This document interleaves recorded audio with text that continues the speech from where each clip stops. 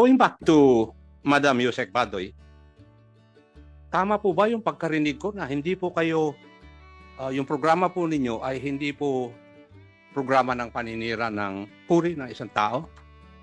Did I hear it right? Yes, sir. Mr. Chair, yes, you heard it right. Yeah. Meron po ba kayong YouTube account? Ako po, sir. Mr. Yes. Chair, ako. Meron, Mr. Chair, pero hindi ko halos tinitingnan. Kasi sinong nagpo-post nitong mga pinapadala sa akin? For example, Lorraine Mariti Badoy. SMNI is being silenced because of the current alignment of the speaker with the terrorist CPP, NPA, NDF in Congress. Our Facebook page has been taken down again. Our right to free expression is the bedrock of democracy. Pinadala rin po sa akin dito. Pangalan nyo na rin po ang nandito, dated 18 November. No one, and I mean no one, wins a fight against Rodrigo Roa Duterte. I do not know what your basis there. Anong klaseng laban ang sinasabi po ninyo?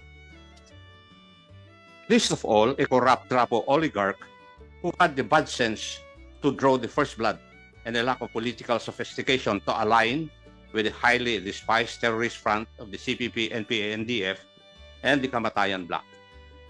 Picture po ni Speaker nandito. Ang sumunod po ay 10 November. Nandito yung mukha ni Speaker, CPR-CPP ang nakalakay. The Honorable Ako, please look at the screen. No? Nasa screen po na natin yung mga binabanggit po ni Congressman Ako. Can you patapit? Kaya, yun nga po yung gusto kong tanungin. Tapos, ito sa last, pinadala ko lang kasi ito. Nakalagay dito, pangalan na naman ninyo, dated 10 November, the deadly combination that has stood in the way of our country's progress and that has created massive poverty and the death of countless Filipinos, the unprincipled, power-hungry, overly ambitious politician with no true love for country and blood-sucking communist terrorists. Ang nakalagay po dito, litrato po, magkayakap pa si Speaker Martin Romualdez at saka si... The next slide. Mr. Can we get Chair, the next is that slide? a Facebook account? YouTube. I don't know. I don't have a YouTube. I don't even have a Facebook account. Well, we just... Natay ko lang po yung... Yeah. Nakita nyo naman po ito, siguro. Kasi ang pangalan nyo po nandito, kaya nga tinatanong ko. Kayo po ba to? I think the question of the... Are these your postings? Where is it, Mr. Chair? I'm not so... Here. I have... there are a lot of fake accounts that use my name, Mr. Chair. Ano? Mr. Chair, marami pong naggagawa ng account ko pero fake. Okay. Ano po yan, Mr. Chair? Facebook po ba yan? Or YouTube? Or... Sa YouTube, sinabi ko Twitter. kanina. Twitter? These screenshots were sent to me. YouTube is a video account po. Hindi po siya, photos. Hindi siya. So you're denying this? No. I can't see what it is, Mr. Chair. Can we enlarge it? Pwede po natin lakihan. Pwede bang, ma'am? Pwede po lumapit po tayo. Makita ko nyo. Lumapit na lang po kayo. Ito ba post nyo? Kaya nyo po ba to?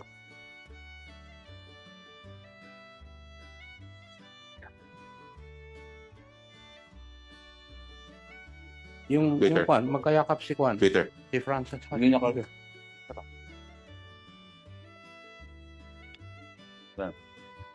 Nakayakap ko pa. Mr. Chair, wala akong Facebook account. So, hindi niyo po post yan? Parang hindi siya, but do I share the same opinion? Is that the question po ba, Mr. Chair? No, my question is, are you denying that this came from you? Because nandun ang pangalan niyo po eh. That is my sir, question. if you search me kasi, sir, My sa... question is answerable by yes or no. You can deny it or you can affirm it. Which is which? If that's a Facebook account, it's not mine. It's not yours. It's not mine, sir. Yes, if it's good. Facebook. Yun lang po ang kailangan na... It was Twitter. Would it have been yours? Yes. If it's Twitter. yes. Twitter sa inyo. Yes. So, the content 2 weeks ago, November 10, November 18, you do not remember that. I'm not so active in social media anymore, Mr. Papa. Chair. Yeah. But That could have been possibly yours if that's Twitter. Yeah, most likely. Okay, Yeah. thank Yes, you. Mr. Chair. Okay, that could have been hers. Most likely. Kung Twitter, looks like it's Twitter. Loud and clear, Mr. Chair. Deny naman yan sa kanya officially, on record. May I ask the representative of the kapisanan ng mga broadcaster na Pilipinas?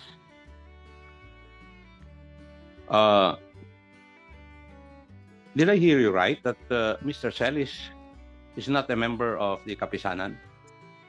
It's not accredited. It's not an accredited broadcaster. What's the difference between the two? The member is Suarezug Media Corporation, Your Honor. The So- members of KBB consist of networks. Okay, so he is not accredited as an official member of the kapisanan ng mga broadcasters na Pilipinas. Tama? Yes, Your Honor. That's the way of putting it. Yes. And did I hear it also right na ang membro ay yung network? That's correct, Your Honor. And therefore, if the network is a member of the kapisanan, it is bound to follow your code of conduct or code of ethics? That's correct, Your Honor. There.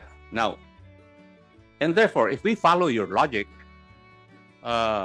if the network is bound by the code of ethics or code of conduct of the kapisanan na ng broadcaster na Pilipinas, then they should abide with the provisions of the code of conduct. Tama po? Yes, Your Honor. Yes. Now, after hearing all the discussions, the questions and answers this afternoon, would you say that they have followed the provisions of your code of conduct? Your Honor, I beg your indulgence, but in the context of what has been presented and of which I am informed in this hearing, the network is lacking in observance of the code of conduct, Your Honor. We go to section 3, fairness and objectivity of your code. It says in paragraph 3A, news reports shall be fair, factual, and objective. I refer to the term factual. May I know your definition of what factual is?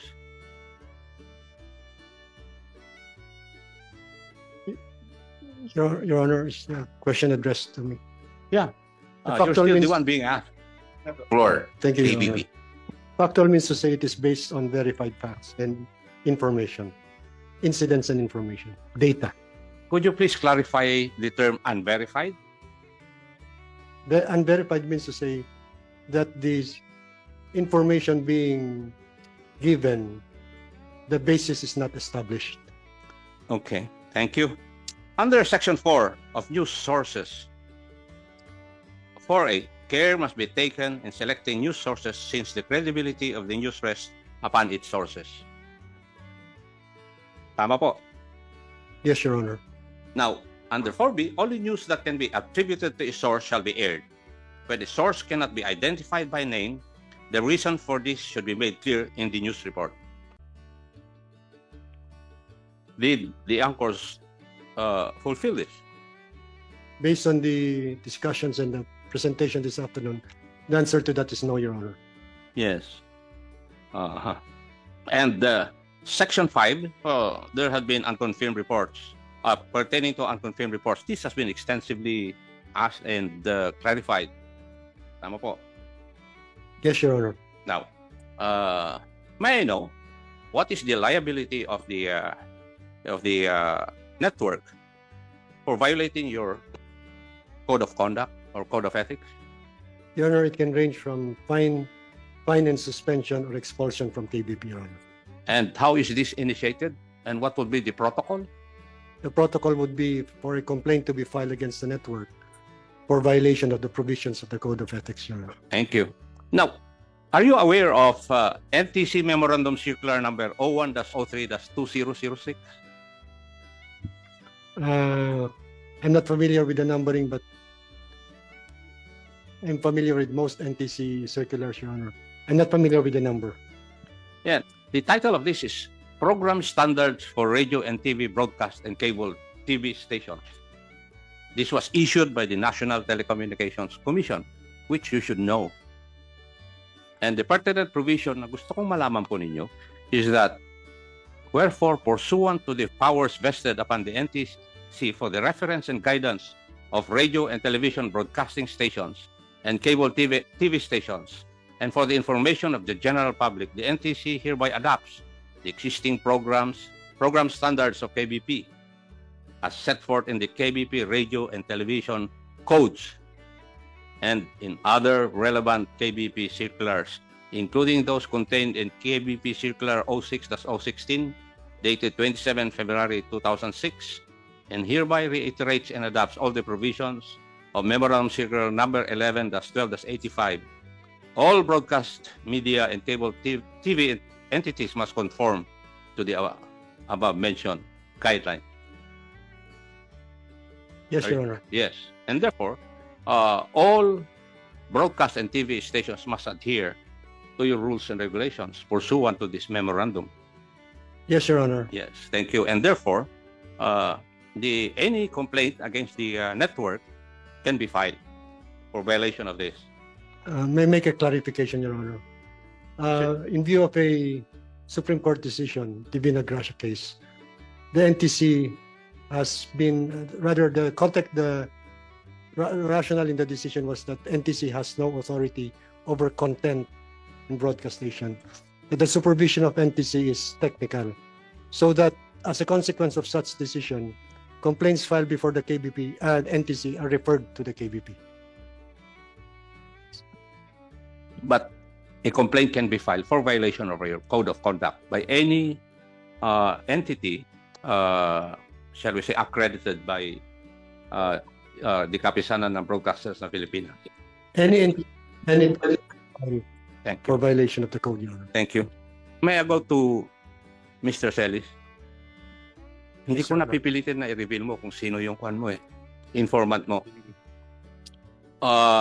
Kasi yung experience mo as a media practitioner and formerly with your organization, kailangan protektahan mo yung identity ng iyong mga informants. I will adhere to that.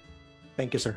Pero ang tanong ko, hindi ba kailangan na pag nakatanggap ka ng impormasyon, even in confidence or even in public, if you have not verified the information or you have not vetted the information given you, it is incumbent on your part to see to it that you verify that before you report it to the public? I agree. Congressman No, Nako, yes. sir. Thank you for your answer.